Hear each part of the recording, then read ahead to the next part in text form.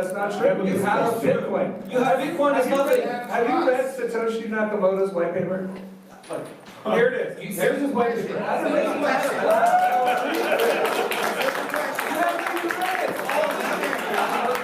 Real money, it's nothing. Bitcoin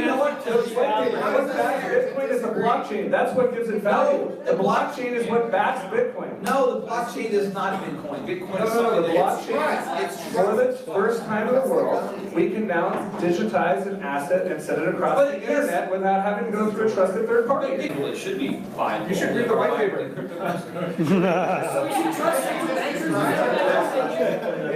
I'm in my libertarian. All right, I'll read it tonight. All right.